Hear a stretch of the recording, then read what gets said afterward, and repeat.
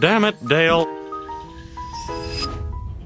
All right, so hey, we're in another week. What a crazy week! I found a you would know this, Jake. You'll love this. A Lenin quote: "There are decades where nothing happens, and there are weeks where decades happen." Mm-hmm. And that's of Vladimir Ilyich Lenin in part one of the Dawn of Victory timeline. So great to be quoting Lenin. But man, what a sea change getting I like that Elon's in the Oval Office and next to and his kid's picking his nose next to the Resolute desk. That's my favorite part. I wonder if they kept the camera on him, if the kid like wiped the booger on the desk. Right. That was kind of funny, like this is. Right. I like the. This is. I, I wanted to kind of touch I on. actually had a little class envy there that kid was better dressed than I am. I like that the imperial presidency and all of it, and this ties back in. I wanted to kind of put a bow on the point I had made last time about what we're witnessing is kind of the akin to the collapse of the Roman Catholic Church. And I really should have said this. What makes me happy about it is that government. And I don't know if I said this last time, but I'll say it more. More loudly, people's faith in government was a form of idolatry. Government had become a religion. The kind of Mhm. secular humanist state Mhm. worship had reached its apogee. And I think what we're witnessing now is the collapse of that. And I couldn't be happier. And so the people freaking out over it fundamentally are the people who are watching their their gods be thrown down before them. Mhm. And so I'm all about Elon wearing his stupid hat and tearing into government agencies with his algorithms. I couldn't be happier. And maybe this is a good time to put up the stat that you that slide from Doge. That yeah, thanks, Jen. Look at this. So go ahead. You got The it. You're fine. reason that I wanted to talk about this is one, just we always have a sense that there's an overwhelming amount of government regulation. Two, we're 3 weeks into this, and my my assumption is that it took them 3 weeks to get this together. Yeah. That there wasn't a point where they could go, "Hey, where's all the government regulations?" And it's like, "Well, you got to go here, you got to go here, you got to go Yeah. here." So it took them that long to aggregate all of this and put it together, and then just the overwhelming amount of it, the unconstitutionality of it, and the fact that, like, if you look at America's golden age, Yeah. everybody pretty much agrees, like 1972, basically when I was born, like America's been flatlining ever since. Yeah. Um, and that's when all this regulation took off. It's also when I just saw something kind of unrelated. I'm a big fan of I subscribe to a bunch, not a bunch, but a few Substacks, and one of them is Dr. Michael Eads. He's the author of Protein Power, and yeah, I have to confess, he's a personal friend. I know Mike. I see him, him and his wife, both his lovely bride. I see them. They're both very successful authors, and they're both doctors and practitioners, and just wonderful human beings. But he was pointing out there's another stat. We don't have this, Jay, and I'm not going to bother go looking it up, but America spending on healthcare or just health generally, uh, as compared to other nations, other first world kind of countries, right around the 70s is where it kind of like if you look at how much you're spending on healthcare and life expectancy, all you can see all these industrialized nations, the charts kind of tilted like this, and it goes up like this, and right around 1972 it starts to go like this, and then this is the US, and it's like life expectancy is not tracking with dollars spent, and all the other major industrial nations keep going up and up and up, and they're getting better outcomes for their citizens for dollars that they put in, and the US that's not happening, and it's all of it. I think Trump is really a reaction to a feeling that probably a lot of Americans have had that they couldn't articulate, they couldn't quite put their fingers on, but that we're not getting results for the government that we're paying for. Mhm. And it's probably been for you and I, that's been the entirety of our lifetime.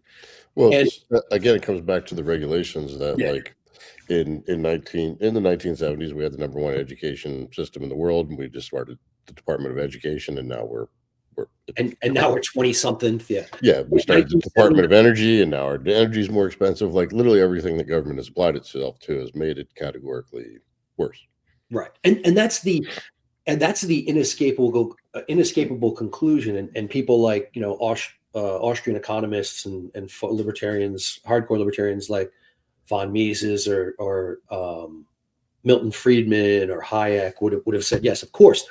And I think most people don't understand this, but I had this experience, and we had this experience at CrossFit. I learned it kind of firsthand when you find out that government regulation is, notwithstanding all of the propaganda around, well, we need regulation for this and we need regulation for that.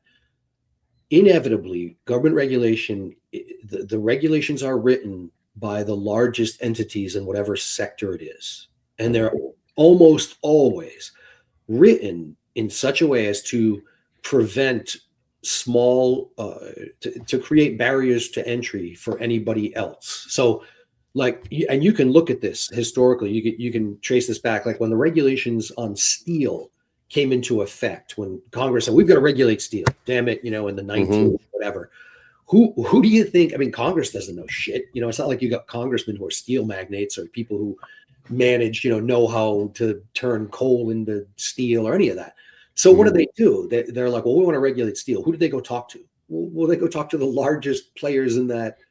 It's the same thing with computers. When the government wants to regulate, Well, there was a rather famous case when it comes to computers that like Brazil had for the longest time. They had a lot of prohibitions on importing computer components into Brazil, and their computers were expensive and terrible. And it isn't like the Brazilian computer makers stepped up and did a great job. They just, lived off the difference in the delta and made great money and gave everybody a crappy product. And then once they did away with it, it was like, oh, well, if you going back to healthcare that you'd mentioned earlier, healthcare is the only industry in which when there is a technical innovation, the prices go up. Right. Well, it's interesting. Only in the spaces, I'll tell you who else told me. You see this example, this is everywhere. And this is a CrossFitter we both know, Daryl Bingo White. Mm-hmm. So Daryl is an eye surgeon for folks who don't know, and a shout out to Bingo. And if you're in the Ohio area, I think he's got a couple, I think he's still practicing. I'm not sure. I think he's still doing eye surgeries, but we haven't kept up over the years. But a mutual friend of ours from back in the CrossFit Games days. But Bingo had his own. I'm out of focus again. I was going to say, getting focused. So focus down. I don't know. I have to pay no response to the gods of focus. I have to hold up my coffee cup and then I get focused back in.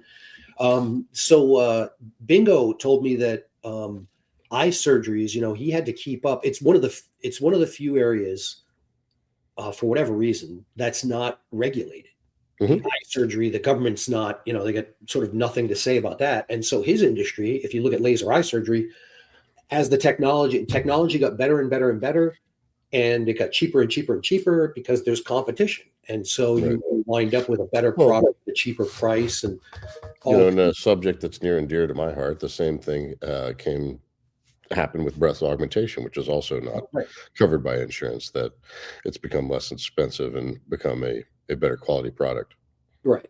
There's it's almost as if wherever you add government, it makes things shittier. You almost can't, there's nowhere you can look the Department of Education is a great example, because I'm old enough to remember when the DOE was actually created under Carter.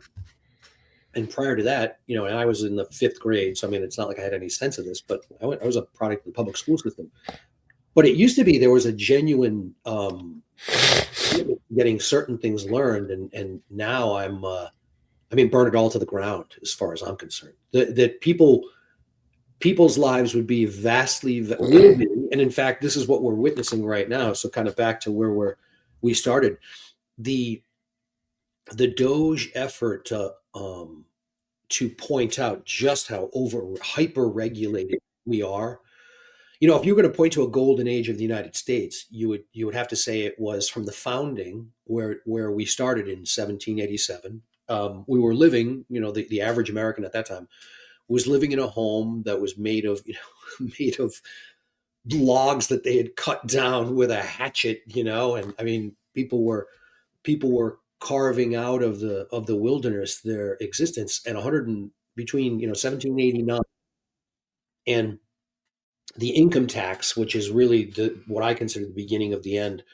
But in those roughly 130 years, the U.S. went from being a kind of backwater of people carving out an existence to being a world power. We're building battleships, and we had a battleship navy for the war of the Spanish-American War in 1898. And that happened in roughly 130 years, largely where we had no government at all, or a very, very minimal central government, and then kind of state governments that were considered laboratories of experiment. And now the federalization of everything has been the worst thing that could have happened to the United States. What does it produce? So back to my point about, the people who help write the regulations are inevitably large companies, and what they don't want is innovation. And so what you see with regulation is the reification, the concretization of whatever was done. That's the way it's going to be forever, in order to protect the monopoly of a few major players. And that's what we've had, and that's really all it's become now. So I'm glorious. I hope there's not enough agencies that they could cut, as far as I'm concerned. I went back and looked. We had 3 agencies when we found it. Yeah, look at this. So check this out. Just look at there's the Department of War, Department of State, and I forget the third one. Yeah, Department of War, Department of State, and Department of, I don't know, it's Treasury or something. But look at Treasury. It was Treasury. Yeah. So check this out. Look at the number of regulations. Just look at how many sections. You've got 16,000 sections. Hold it right there. The Department of Health and Human Services has 18.64K, so 18,640 sections. That's not actual regulations. That's sections of regulation. Look at the EPA, the Environmental Protection Agency. If I had to bet on this, I would have bet that the EPA would have been the winner. Yeah, I would have too. I would have gone with the EPA. Yeah. And actually, it turns out that the Department of Agriculture to have more sections, fewer words. Fewer farmers words are simple. Yeah. But Treasury's got 14.5 million words. I mean, it's insane to look at that and ask yourself, how much do you think any of those regulations help the average American? What do you think? The reason I would have guessed the EPA is I think they're the most aggressive at prosecuting normal people. Yeah. That some janitor cleans out a bucket on the curb of a nursing home, and the next thing you know, he's got federal charges because he's, polluting contaminants. Whereas Dow Chemical, they're like, babe, can't see anything over here. Right. Yeah. Well, it's funny you say. I got 2 great examples of that. One, when I was a pilot, we would come out, and the mechanics. I was a test pilot, so I would be testing an aircraft after it had been through maintenance to kind of get it back up. And the mechs would always say, if they were purging like fuel lines, or they were working on hydraulics, inevitably you wind up with some fluid, and over a certain amount, I forget how many, it's like 4 ounces or whatever it is under those regulations counts as a toxic spill.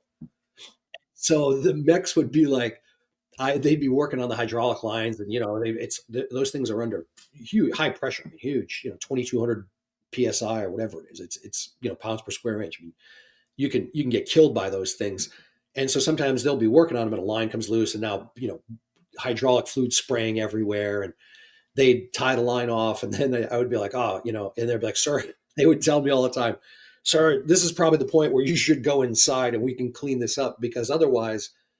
They basically were like, didn't want to report that it was they knew what the regulations were, and we were obligated to every time there was more than X ounces of hydraulic fluid or fuel or whatever, there was an obligation to like report this, and then the EPA would have to come on. Like if that happened, you'd never get anything done. No aircraft would ever get fixed. I mean, it would all grind to a halt. And so those regulations don't exist, and they're more observed in the breach.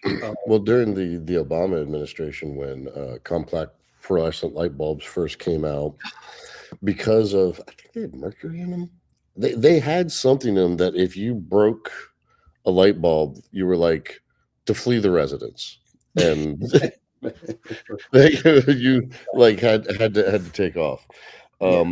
But like to tie in last week with this week, one of the things that you and I both know a little bit about is OFAC and OFAC regulations. And OFAC, for those of you that haven't dealt with it, is the Office of Foreign Asset Control.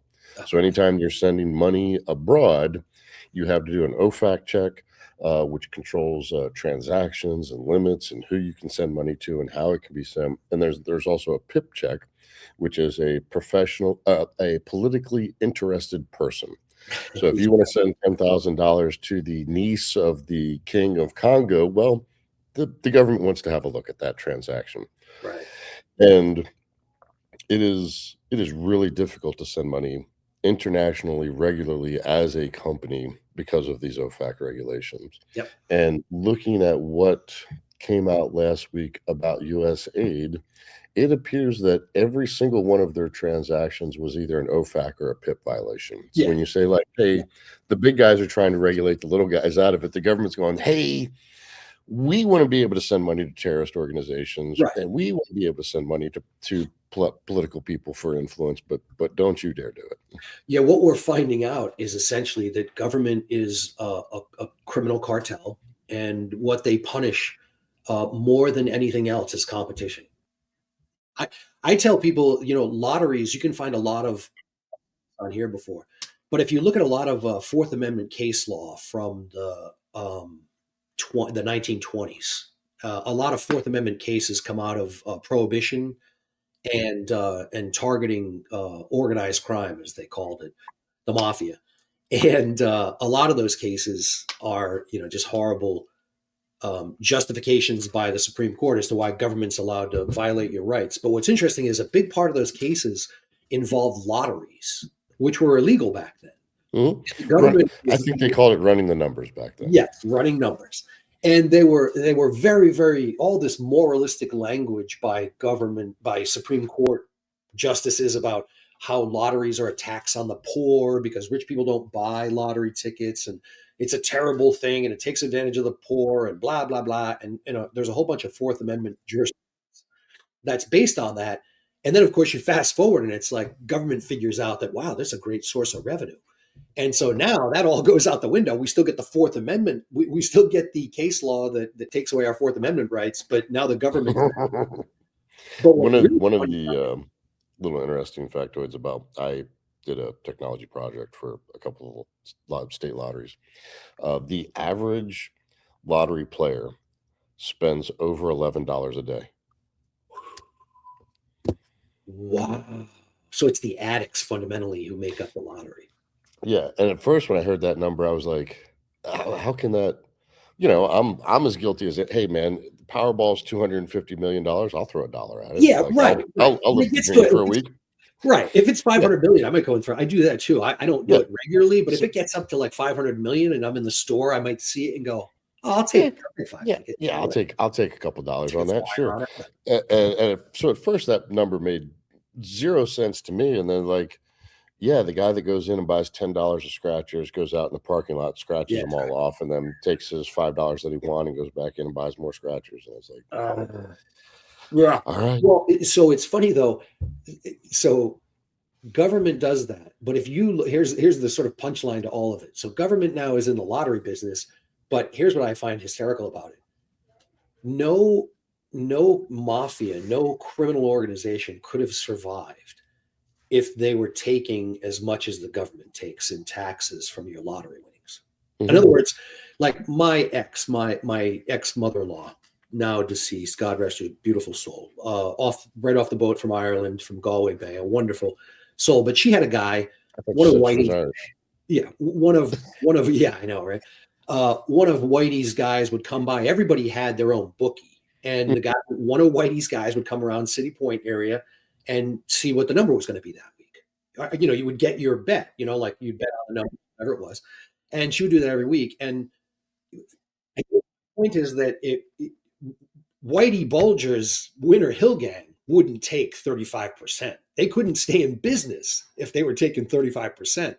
So I mean, it's just amazing how, when you consider that, like, even criminals wouldn't steal as much from you as the government does. They have like a sense of shame, at least. They're like, you can't run people down that much. But when you do it through government, and I think that's really kind of my takeaway is that when you do it through government, it gets this halo of legitimacy around, and people don't appreciate to what extent we all have been propagandized from the womb to believe that government legitimizes what is otherwise just fucking criminal activity.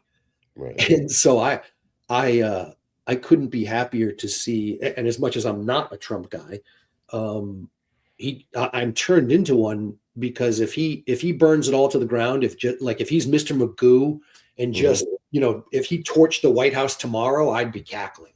People might be upset by that, but I'd be like, like more. I hope he burns down the Capitol building. I hope I hope the British invade and do what they did in 1812.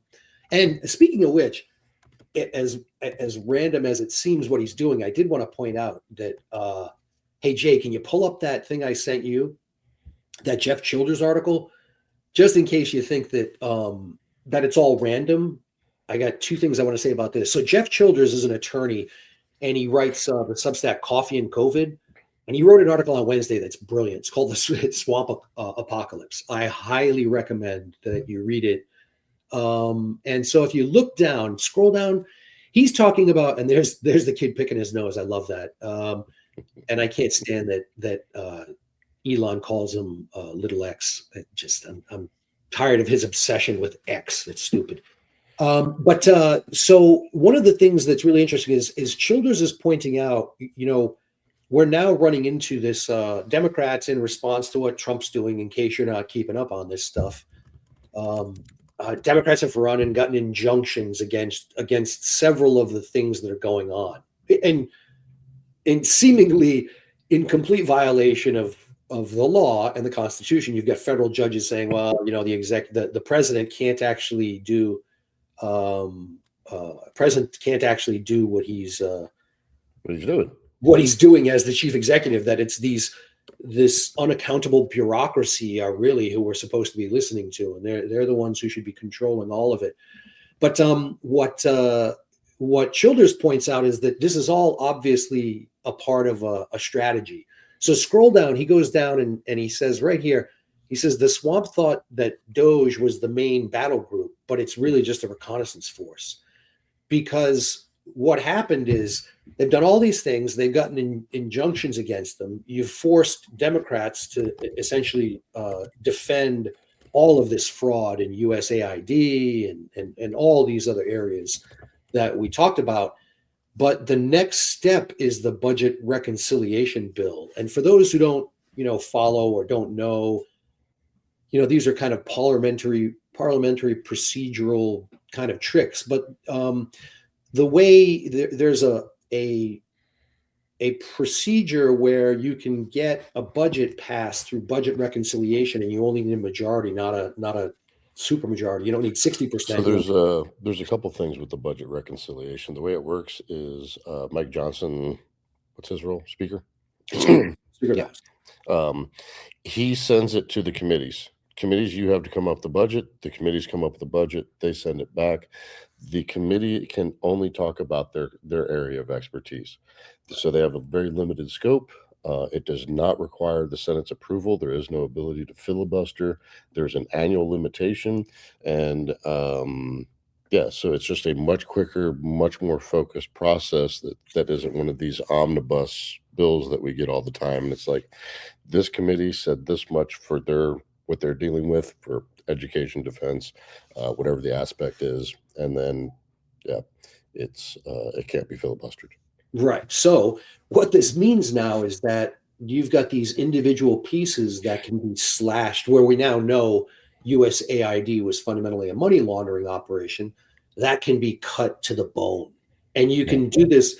What Doge has done in reaching into these agencies and letting their algorithms crawl all over it, you're now in a position to say, well, look, man, you guys were spending 40 billion on bullshit. So guess what your budget's going to be next year? Well, one of my favorite defenses of this is, there have been several Democrats that have come out and said, "Well, $50 billion isn't really that much money," and it's like, all right, well then, if it's not that much money, you won't mind if we cut it, Right.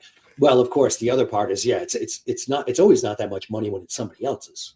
right? Well, You as know what I recently, mean? Like, yeah, some friends had a debate where one of their iPhones got broke, and the other one was like, "Well, it's $1,000," and I'm like, "It's not that much." I'm like, "Are you going to give him the $1,000?" And he's like, "No," and I'm like, "Well, then right, it is." right. Then it's let's obviously not. let's go ahead and squash that part of the argument. Yeah, right, right. So it obviously is. It is something. Well, and this brings me back to brings me to a point I wanted to make about all of this, which is, one of the things about government and people pointing to government as this sort of, like I said, I think it's a form of idolatry. One of the aspects of it that I think has been lost is that it used to be like, if you watched Bewitched. Do you remember the TV show Bewitched? Oh yeah. Yeah. So it was a 60s show, black and white, I think, originally.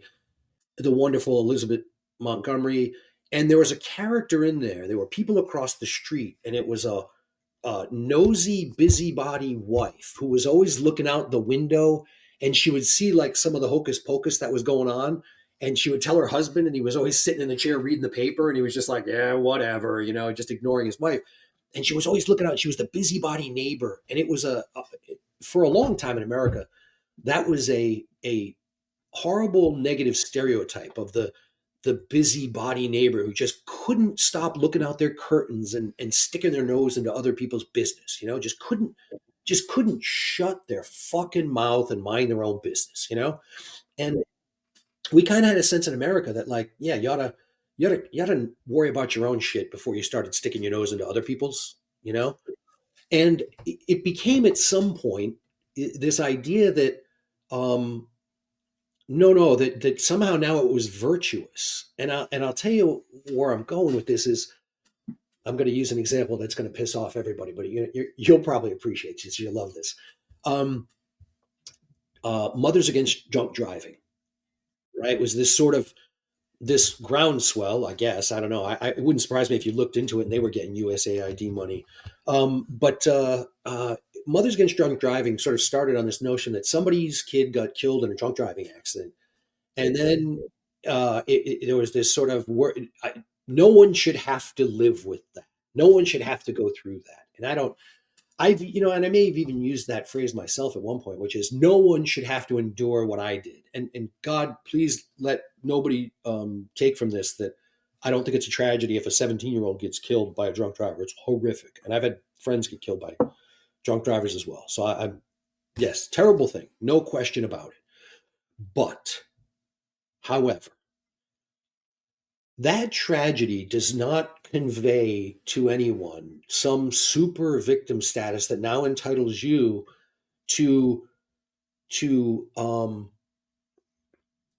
to now go to government and demand that government institute some series of policies, laws, because government is violence. Government is force. That's all it is. And so now we have, for example, you're driving along on New Year's Eve, and you get pulled over by you come up on a police checkpoint, and it's a DUI checkpoint, and they're looking for drunk drivers. Those have been challenged in the courts. There've been some people have challenged that, like, hey, that's a violation of my rights. You've got no suspicion, no articulable grounds for stopping me. I haven't done anything wrong. I'm minding my own business. I'm just coming home. And now I get pulled over. I got to roll down my window, and the cop's got to come in, shine a light on me, and what are you doing, and all of that. And people say, well, it's a small price to pay so that we don't have drunk driving accidents. And of course, all of this, number one, doesn't stop drunk driving accidents. You know what I mean? All these checkpoints and all these things that we created in order to stop drunk driving accidents hasn't stopped drunk driving accidents. We didn't. So the whole premise of it, no one should have to go through this is a false premise. It didn't change anything. And instead, all of us collectively now are subject to these. The Supreme Court had to make up a new term called an administrative search. And the other part is, when you're stopped like that, you've also that constitutes a seizure, and it's a form of arrest. You're being detained. Like, am I free to Well, go? Am I not free to if you go? and I stop somebody like that, it's considered kidnapping. Right. Be unlawful imprisonment. If you and I Yes. grab someone, we're like, hey, answer our questions. You can't leave until you answer my question. That would be a form of unlawful imprisonment. And so, but the Supreme Court has to come in and make up all these bullshit reasons why it's okay to do it, because God forbid Mothers Against Drunk Driving are, pissed off, and because some number of women had their kids killed by drunk drivers. And again, none of that is to say that I'm pro drunk driver or any of the stupid arguments that usually follow that. What I'm anti is all of us losing our rights, because what you don't see, what never gets calculated, what never comes in the calculus is, and Frederick, I'm invoking the great spirit of Frederick Bastiat, the great French attorney who wrote some brilliant pieces back in the, I don't know, Bastiat was 1800s, but he talked about the unseen consequences. And so what you don't see is, like, for example, we've got all these laws, Mothers Against Drunk Driving, say, well, it reduced the number of drunk driving accidents. All right. But what you don't see is how many people got arrested as a result of these bullshit stops where they get pulled over. And now, for something completely unrelated, a guy gets a DUI when he blows a .08 and he loses his license and his family and he can't drive. And the guy blows his brains out because of all the second, and third order effects on him. And none of that gets counted into the calculus. The only thing that gets counted is the thing that people want to count. Right. And so this is I was going to take the other side of that argument and say I'll just go pro. I'll take the pro side of drunk driving.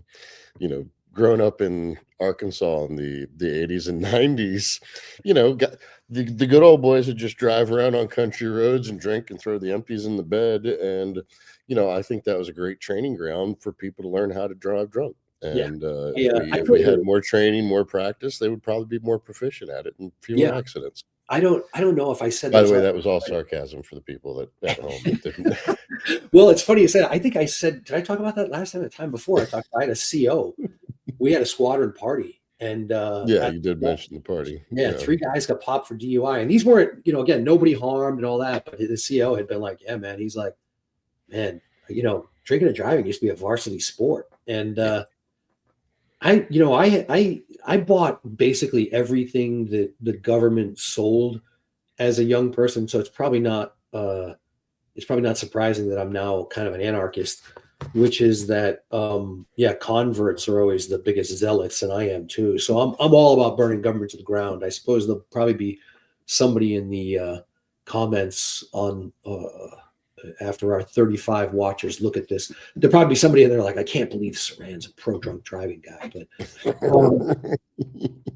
But it's I think I was definitely conservative when I was younger, and then have made that trip from conservative to libertarian, where it's like, I do believe there's certain aspects of society where libertarians are a little out of their minds, but for the most part, we could use quite a bit less of the government. Yeah. The great successes of American ingenuity and enterprise and advancement, innovation. Really, I would say we've been flatlined, not just since 1970. I would say that, and I've seen this argued before pretty well, that there's nothing new in technology that we didn't already have basically in the 50s or 60s. Even the internet, it didn't come into its most fulsome version now, but there haven't been any. We've just gotten improved, slightly better versions, like the microwave, for example. There were microwaves in the 1950s and 60s. Now they're just smaller. Computers were in the 50s and 60s. Now they're just smaller and portable. And now we've all got supercomputers. And the only thing missing from this that Star Trek had is we just don't have the laser yet. I can't use my tricorder to shoot people with a laser, but I'm going to give Apple a little while before they incorporate that. But the iPhone 20 will probably have a laser you can zap people with. But we've got something hot off the press real quick, if I may, since we're on this subject. Yeah. So right here, we have a post, and again, this is kind of all over X right now, which is roughly, 250,000 federal workers lost their jobs this week. That's over 10% of the federal workforce. 75,000 took the buyout. 200,000 probationary workers were let go. The White House has not confirmed the total, but this is how many were on probationary status. Just wondering from this standpoint of a lot of people are going to get fired. What are your guys' take on? Yes, yeah.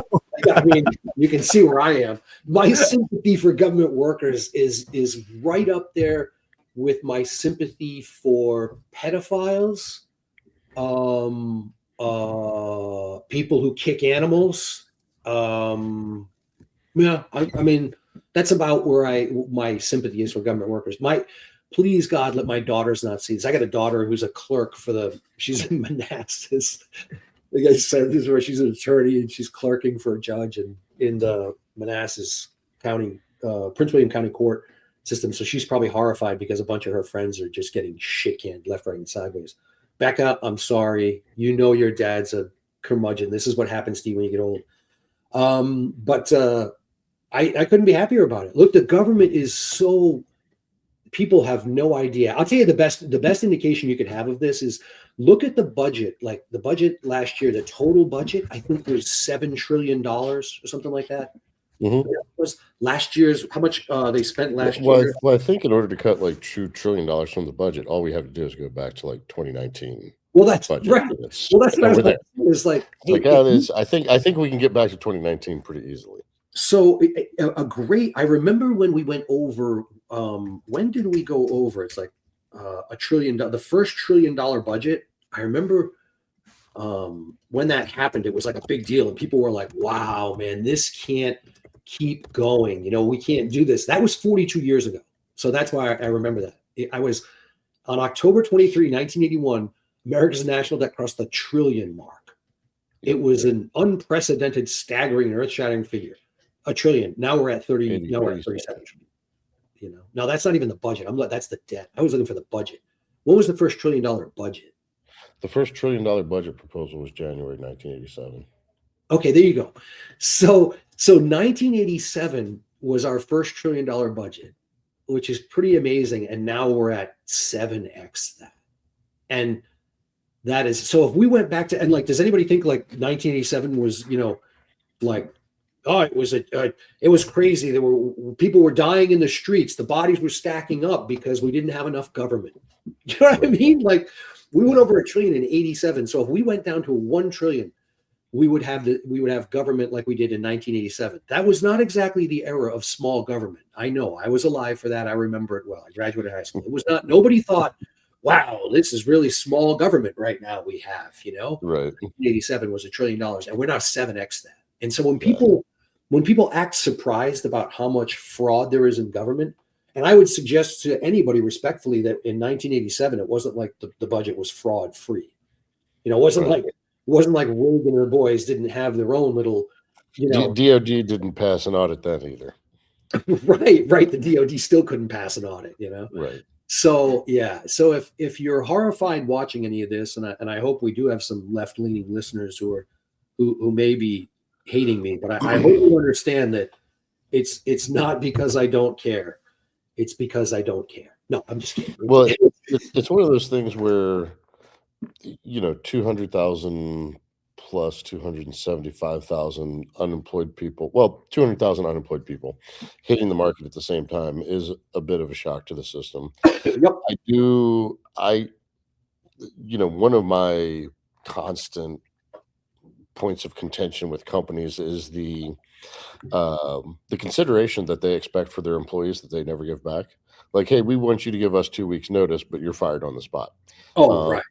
So that sort of thing. So giving people you know, if we gave them 8 months to a year of, hey, here's your severance pay, that does a lot of good things, both for them and I think the economy in general, in that, you know, you don't have 200,000 people who need a job tomorrow.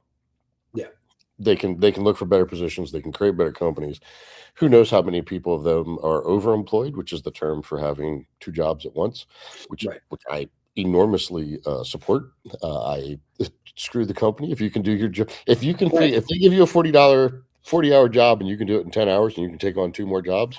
Yeah, right Hey, on. man, go for you. I don't understand why the companies are upset about that. You paid me for a service. I provided the service. Moving on. So hopefully many of those people are already overemployed and they can just transition to that job and then get another one. Yeah, well, I think, one of the things that Musk had said, I had seen, the whole work from home thing turned into, and so a lot of these people go like, oh, it's horrible, all these people losing their jobs. What you're going to find out is that they had other jobs, and they were raking it in. And by the way, I pulled it up. The wealthiest counties in the United States are the first is like New York, Marin, and then it's Arlington County, Virginia. I know we said this before. There's nothing there. They don't make anything, and yet they're one of the wealthiest. And Arlington is the county horse farms, right? And Fairfax County, Virginia, Falls Church, Virginia, which is where the agency is.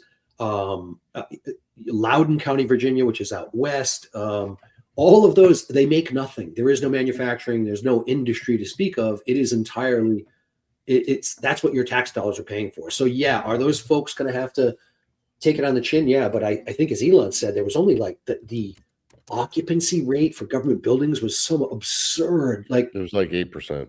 Yeah, I mean, just absurd. So this is long overdue. I mean, long overdue. And so when I hear people wailing and screaming about all of this, I just like you either don't know, don't care, or you're an ideologue and you're screaming because your ox is the one being. Well, I guess there's a service called Google Trends where you can look up words and see their search history. And I guess over the last week, Swiss bank account spiked in the DC metro area. Yeah. Like, hey, I gotta get some money out of the country. Yes, I saw that too. That there was a IBAN and all these ways of shipping money out of the country was the top search was trending. Right. DC was people looking to get their laundered money out before. I mean, it's crazy. Before the government starts clawing it back. Like I'm, New York was very upset that I believe it was $59 million that had been sent to luxury hotels to house immigrants. They said, hey, they went into the account and clawed it back. Yes, another $20 billion from the EPA. Yeah, that was did you see that one? Lee Zeldin. I couldn't believe when I saw that video that he posted on X about Lee Zeldin, head of the EPA, Trump's new EPA director. And that was a result of a Project Veritas sting video. And my God, how many times are people going to get stung by the cute chick in the bar who comes up and asks them, and these people just start disgorging like. The thing is, like, you and I are thinking it's cute chick, and it's not. It's James O'Keefe dressing up as a gay guy. I know. I wanted to say I was going to use the more generic honey trap, but right. Oh God, it turns out. Also, James O'Keefe as a young pimp has to be the most unbelievable pimp ever. Like, if you fell for that, you deserve whatever happened. Yeah, like he was not a believable pimp. How many people have they stung with that same thing, and they get these guys? So the one I'm talking about, if you haven't seen this, you should look it up. But this guy admits that they had that $20 billion from the EPA. This is the guy who got stung, referred to it as throwing gold bars off of the Titanic. And he said that they moved $20 billion into Citibank in order to avoid. Matt Taibbi had a piece on this too. It's despicable. I mean, it's disgusting. These people are looting the treasury. You have been getting fleeced. You, the taxpayer, have been getting fleeced for a long time. But it has turned into nothing more than just the public fisc has been getting looted, and that can't go on. And it's going to lead to hyperinflation and a collapse unless somebody does something. And I'm not even sure that Trump can stop this. Yeah, that's the one. That is the one, Jay. You go ahead and run that. I just want people to hear this if they haven't seen it. It's amazing. Hi, this is EPA Administrator Lee Zeldin. One of my very top priorities at EPA is to be an excellent steward of your hard-earned tax dollars. There will be zero tolerance of any waste and abuse. An extremely disturbing video circulated 2 months ago featuring a Biden EPA political appointee talking about how they were tossing gold bars off the Titanic, rushing to get billions of your tax dollars out the door before Inauguration Day. The gold bars were tax dollars. and tossing them off the Titanic meant the Biden administration knew they were wasting it. Following this revelation, during my meetings with members of Congress, I made a very important commitment to them and to the American people, which I reiterated at my confirmation hearing that if confirmed, I would immediately get a full accounting. Fortunately, my awesome team at EPA has found the gold bars. Shockingly, roughly 20 billion of your tax dollars were parked at an outside financial institution by the Biden EPA. This scheme was the first of its kind in EPA history, and it was purposefully designed to obligate all of the money in a rush job with reduced oversight.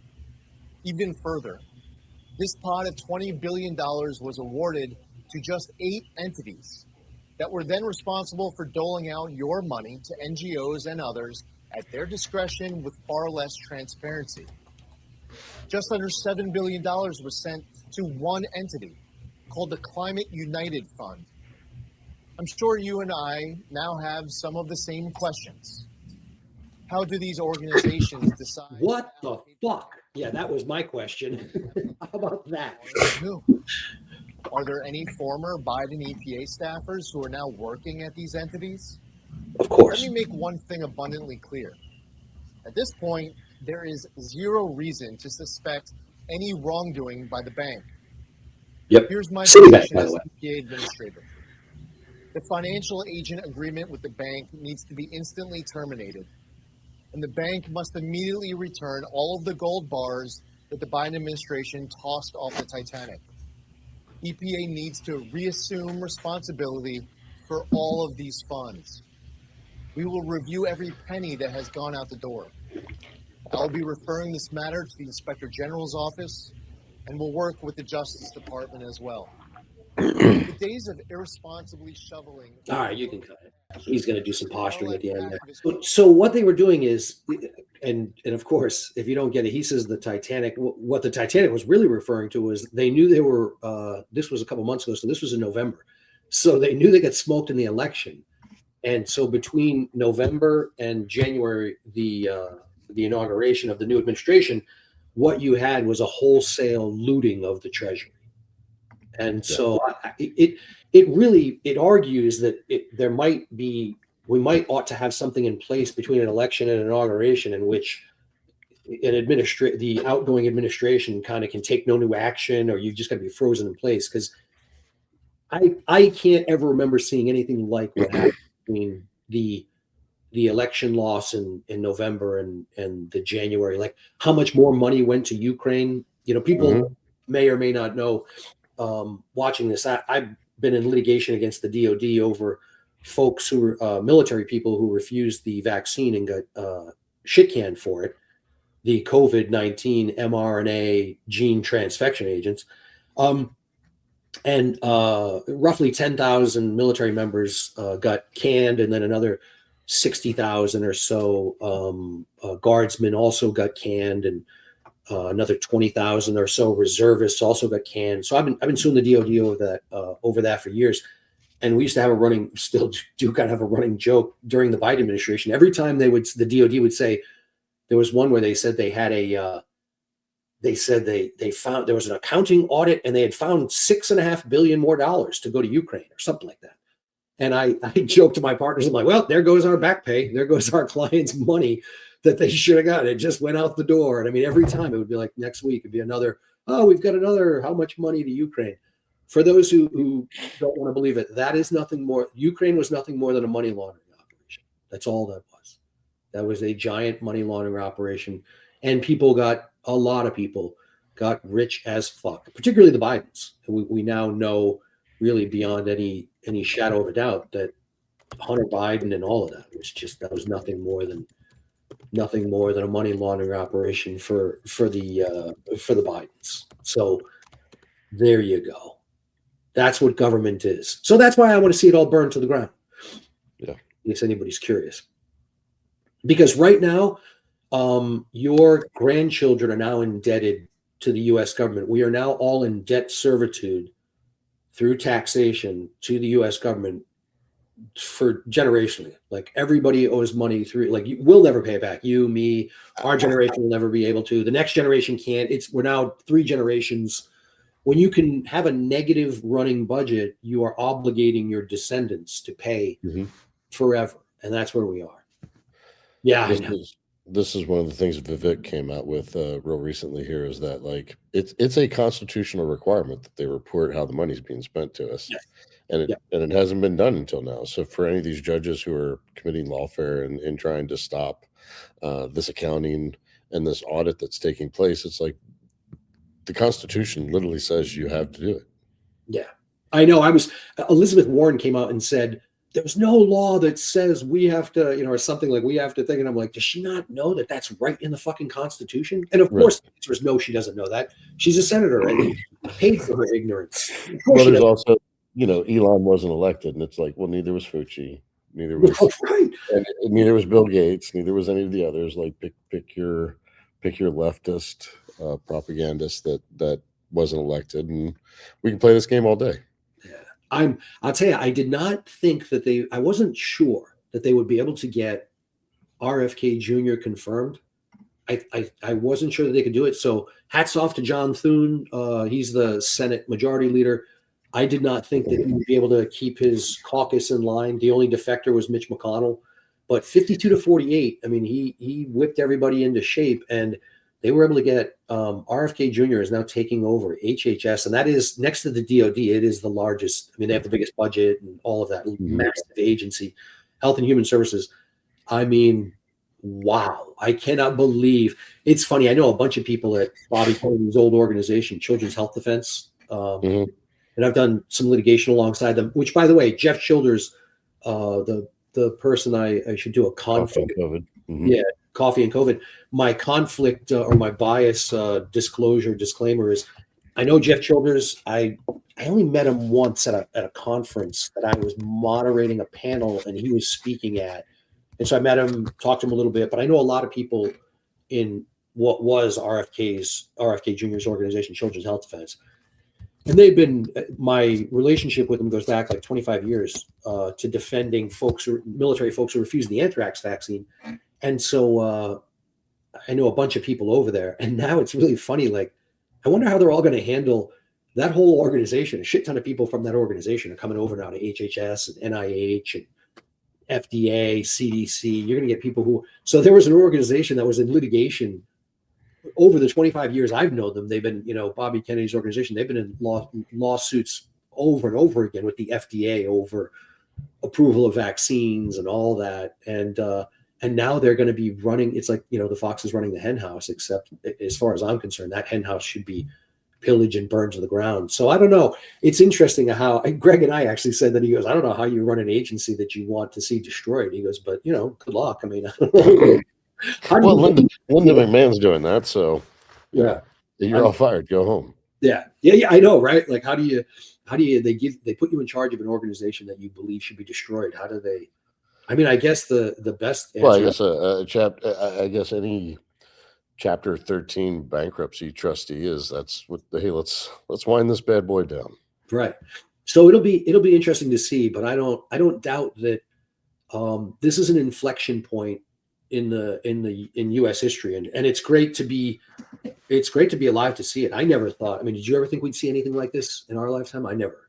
I thought it would melt down and implode. I thought they would just run it into the dirt until it collapsed. So to see any kind of correction is surprising. Yeah, I had the same. How do you feel about Tulsi? I'll say I have the same feelings about Tulsi that I do about all of Trump's team. And number one, I think I should start by pointing out that Trump's a Democrat. I mean, people can, the Democrats can scream all they want, but there's a reason, those pictures they show of like Trump standing next to Hillary or Trump talking to Bill or whatever. That's because Trump was a fucking Democrat. I mean, when I was living in New York City in 1986, Trump was a Democrat. I went to high school in New York City. Trump's not a Republican. He shed the Republican Party. He's a JFK Democrat, which is basically a Republican now. Right, but he's a blue dog Democrat. What would have been known as a Reagan Democrat. The ones that allowed Reagan to have that huge sweep. But he's a blue dog Democrat, and then if you look at all of his appointees, or most of them anyway, you look at Tulsi, Democrat, defector, RFK, he's part of the, Democratic royalty, Kennedys, and then so all of his. I like to say that I don't like Tulsi on a lot of things. I mean, I seen photos of her now out shooting guns and all that, and I think she was doing my old company I worked for briefly, Tactical Games. Did that shooting competition stuff, kind of CrossFit meets shooting comps, and I worked for them for a little while, and I'm glad that she does that. But I think about all of Trump's appointees in this way. I don't agree with a lot of their policies on individual subjects, but I think that every one of them has to be looked at as a tool, and I think he's picked them perfectly as a fit for purpose. In other words, I don't like RFK Jr. on certain subjects, but I love him in charge of HHS, given what I know about him on that subject. I don't like Tulsi on a lot of subjects, but given that she was on that, they put her on a terror watch list because she destroyed Kamala, and then they made her life hell, made her go through enhanced, security and all of that stuff. I love her. So I think of all of them as, I think of them like you would think of a hammer or a screwdriver or a saw. They're fit for purpose. You don't use a saw when you need pound in a nail, and you don't use a screwdriver, when you need to pound in a nail. It's a shitty tool, but I think he's picked them. I think he's done a good job of putting her in charge of national intelligence. He's got the right people on the bus, and he's put them in the right seats. Yeah. The reason I like RFK, the reason I like Tulsi, the reason I even like John Fetterman is at least they're principled. Yeah. That where they stand is where they stand. Yeah. When you're dealing with somebody like Bernie Sanders, like where he stands is of zero consequence. He has zero. There is not a core there. No. Other than I think Bernie Sanders' core principle is being lazy. From the jump, like he got kicked out of a commune because they were like, "Hey, you're too lazy to be here." Right. That's why you want politics. Right. Gents, we have a very special guest. Valentine's Day. I'd like to bring him in at this moment. What do we got? Yo! Hey, I was invoking him. How are you, buddy? How are you, man? I'm great. I'm going to be in town next week. Good. Yeah, I heard that.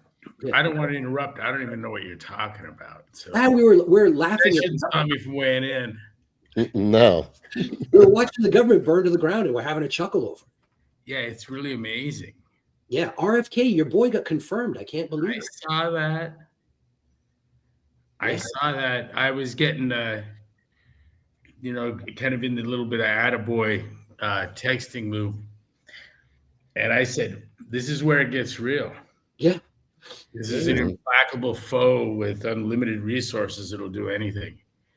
Yeah. And the little bit of carnage I've seen along the way, it's I don't envy the position. No, I think it was you who said that. Like, how do you take over an organization that you've been dedicated to its destruction? Congratulations, I guess. Yeah, I was telling them that there's someone right now. There's someone like at the Keller Corporation that's putting together some kind of proxy that's gonna come out with some revelation. Oh, right. There'll be newsworthy stories. Yeah. And New York Times, BuzzFeed, etc. The usual players will be involved. It'll be Jay put up a stat: 275,000 government workers have now been shit canned. 75,000 took the buyout, and the 200,000 roughly, that's somebody's calculation, probationary workers, they've just sacked that's like 10% of the federal workforce. And I'm like, hey, right on, more. It's about 40% short. Right. Another 50% to go. Yeah, it sounds too good to be true, doesn't it? Yeah, that's my take. It's like, can it really be happening? Is it real? I hope so. I hope it is. Because we were talking about that. So early show, how many have you done? This is number, what is this, 4 or 5? 5, I think. Yeah. And just to set the table for one of our dozens of listeners, this is Greg Glassman, though. Right. For those who don't know, well, this is on Sevy's thing, so they'll all be overjoyed that you popped in to say hi. Yeah, Yeah, So I'm, cool. I should be in town Tuesday, and then I gotta testify before a Senate. Arizona Senate has a bill to regulate litigation finance, and so I got to go in there and tell them why it's a wonderful thing, and our bankers want me to go in there and tell them that, see, we couldn't be doing what we were doing if it weren't for litigation finance. Insurance companies are trying to put them out of business, so go figure. Of course. Yeah, exactly. Which is funny, since I'm married to an attorney who handles works for a large insurance company right there in the valley over by Gainey Village. So we'll see how it goes. Like James Carville and his wife. Yeah. How you doing, bud? How's things there in the desert? Great, man. You know, kids are off for a little bit here. Look what I'm doing. There's a via On baby monitor. Dad duty. It's Remington. Yeah. Oh, there she is. She's such a good baby. We had a friend explain it was our friend Pat explained to our friend Dave that it's not babysitting when it's your kids. Correcting him on his. Right. She's when I'm babysitting. I've used it ever since. I thought it was just classic. It is a good one. Yeah, she's a great baby. She doesn't even squawk. She doesn't make a sound. I mean, she's so adorable. Yeah, it's perfect. Number 10. Dude, man. But you gotta tie that off, man. Max can't take another one of those, I don't think. Yeah, she's already lobbying. Oh, really? Yeah. She's been at that early since way back, but whatever. And how do you say no to that? Yeah, she'll show up. She'll bring one home if I don't cooperate. Nice. I told you I stopped a transaction in a parking lot. Some gal wanted $5 to feed her kid, and Maggie's, I'll give you $500 for the kid. And the lady tells her, you don't have it. She's running to the glove box as I walk up. I'm like, wait a minute. What am I hearing here? Most of us are. And he goes, is she bothering you? I know, but this blonde here is trying to buy a baby. I'm a witness. Like, call 911, do something. Call the cops. Call ICE. Do something. Yeah. Most of us are upset when our wife brings home a dog without announcement. Yeah, trying to buy it at the Whole Foods, nonetheless. Oh, so it was a good quality kid. That's right. It's overpriced. Organic, non-GMO. Non-GMO child out there. I tell you, what happened to the old days when we had orphan trains and you could have just that baby bug, and anything's possible. Yeah. Good for you. Number 10. It's cool. Yeah. This baby came. I know you know Dale, but anyone else knows or cares. But she went into. We were done. We weren't going to have any more kids, and she went into the retail store, Bye Bye Baby, to buy some kind of accoutrement for a brother-in-law's baby shower, and came out in tears, and was then and there hormonally and otherwise committed to having a baby. Oh, there you go. Yeah, and here we go. I gotta go. All right, there you go. Congratulations. Thanks, buddy. Hey, I'll see you. I'll let you know. I'll see you Tuesday. I'm here. All right. Love you, brother. All right, buddy. Love you. There you go, Jay. Look at you. Breaking news. Greg Glassman popping in for a hello. My man. My big brother. Yeah, that's probably a good place to end it. That's about as good as it's going to get, JV. Damn it, Dale.